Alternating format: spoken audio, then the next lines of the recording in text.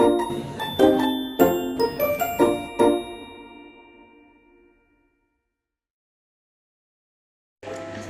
warahmatullahi wabarakatuh. Perkenalkan, nama saya Nabila Putri Giani dari Program Studi Pendidikan Biologi Universitas Ahmad Dahlan dengan NIM 2100008042. Nah, dibuatnya video ini itu untuk memenuhi tugas luaran program PLP atau Program Pengenalan Lapangan Persekolahan. Yang mana pada program PLP 2 ini saya ditempatkan di SMA Muhammadiyah 1 Yogyakarta. Ada beberapa hal yang akan saya bahas di dalam video ini. Oke, untuk yang pertama itu ada kegiatan analisis perangkat pembelajaran. Nah, untuk analisis perangkat pembelajaran ini ada beberapa hal yang perlu dianalisis. Nah, yang pertama itu ada analisis RPP atau rencana pelaksanaan pembelajaran. Nah, dalam analisis RPP ini juga ada beberapa aspek yang harus ditelaah gitu. Untuk komponen RPP yang saya telaah atau saya analisis itu telah ditulis lengkap sesuai dengan standar dan juga terdapat identitas yang jelas yang mana itu bertujuan untuk menunjukkan kepemilikan serta memberitahu ditujukan kepada siapa RPP tersebut dibuat. Nah, di RPP ini itu dibuat oleh guru pamong saya di SMA Muhammadiyah 1 Yogyakarta, yaitu Ibu Emma Ambarwati. Nah, untuk ditujukannya itu kepada siswa kelas 12 SMA Muhammadiyah 1 Yogyakarta. Kemudian kompetensi inti, kompetensi dasar dan indikator itu yang tertulis telah sesuai karena untuk KI, KD dan juga indikatornya sendiri itu terhubung gitu kan antara satu komponen dengan komponen yang lainnya.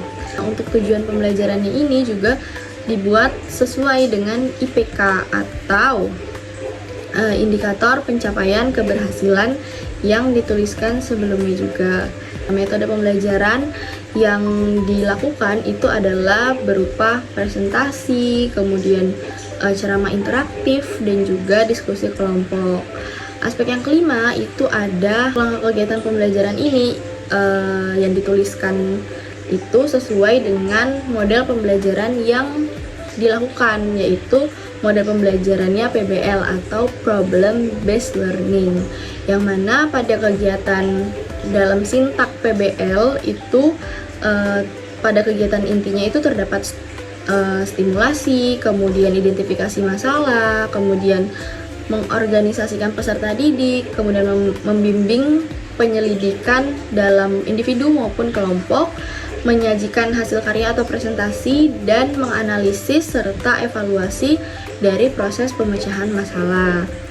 Aspek penilaian. Nah, dalam penilaiannya sendiri itu di dalam RPP beliau ini dituliskan terdapat 3 jenis gitu, 3 aspek penilaian, yaitu penilaian afektif, kognitif, dan juga psikomotor. Nah, untuk analisis materi atau bahan ajar itu juga ada beberapa aspek yang dinilai. Dalam konteks ini itu KD-nya itu kan menganalisis pola hereditas dan pada manusia dan menyajikan data hereditas pada manusia. Nah, itu sesuai dengan materi yang diajarkan karena di sini itu ditujukan dengan subbabnya itu sistem golongan darah pada manusia, sehingga materi atau bahan ajarnya itu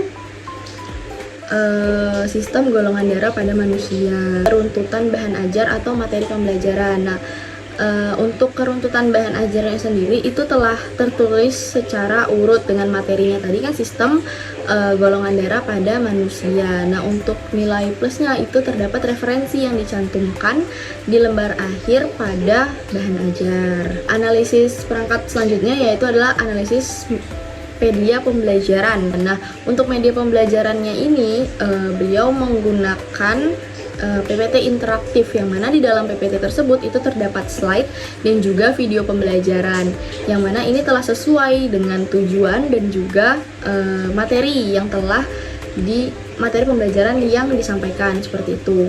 Nah, yang aspek selanjutnya yaitu ada kesesuaian media pembelajaran dengan perkembangan peserta didik. Nah, untuk hal ini itu di dalam PPT itu kan tadi terdapat video pembelajaran, yang mana penggunaan video pembelajaran sebagai media pembelajaran itu menurut saya merupakan cara yang sesuai itu kan untuk membantu mempermudah pemahaman dan juga mempertahankan minat dari siswanya. Selanjutnya itu analisis strategi pembelajaran. Nah, untuk analisis strategi pembelajaran ini ada beberapa aspek juga tuh. Yang untuk kesesuaian strategi pembelajaran dengan KD itu strategi pembelajaran yang digunakan itu berbasis masalah, karena metode yang digunakan tadi kan menggunakan problem based learning gitu kan. Nah, jadi strategi pembelajarannya itu sudah sesuai dengan KD yang telah ditentukan sebelumnya. Kesesuaian strategi dengan pembelajaran dengan alokasi waktu itu di sini tertulis alokasi waktunya itu 2 JP atau 70 menit gitu kan. Jadi menurut saya ini cukup ya untuk melaksanakan rencana kegiatan pembelajaran tersebut. Tetapi ada beberapa catatan yang harus dilakukan, itu salah satunya dengan pengawasan penuh dalam kelas gitu. Jadi kelasnya tuh harus dihandle dengan gurunya gitu secara penuh gitu, karena untuk meminimalisir terbuangnya waktu gitu, agar kegiatannya itu juga cukup waktunya. Analisis perangkat pembelajaran selanjutnya itu ada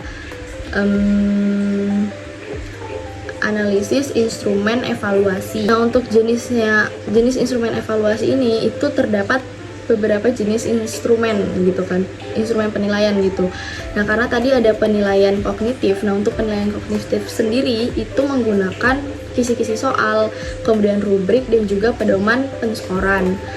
Kemudian pada penilaian keterampilan itu menggunakan instrumen penilaian berupa observasi pada saat presentasi beserta rubrik penilaiannya. Dan yang terakhir itu pada penilaian sikap, itu juga terdapat instrumen penilaian sikap yang dilakukan untuk individu. Untuk soal itu memang diselaraskan dengan indikator soal, sehingga dalam kisi-kisi soal tersebut itu dapat menentukan level kognitif serta bentuk soal yang akan digunakan itu kan. Nah, di sini itu menggunakan bentuknya esai seperti itu.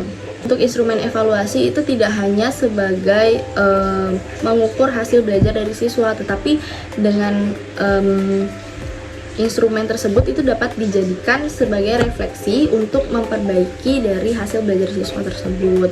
Nah, pemanfaatan teknologi informasi dalam proses pembelajaran itu salah satunya dengan menggunakan virtual laboratory yang mana itu dapat menjelaskan terkait, contohnya dalam hal ini itu kan tentang sistem golongan darah pada manusia ya. Jadi ini tuh dapat menjelaskan terkait penggumpalan darah, kemudian menganalisis mekanisme transfusi darah, serta resiko yang disebabkan dari perkawinan beda resus seperti itu.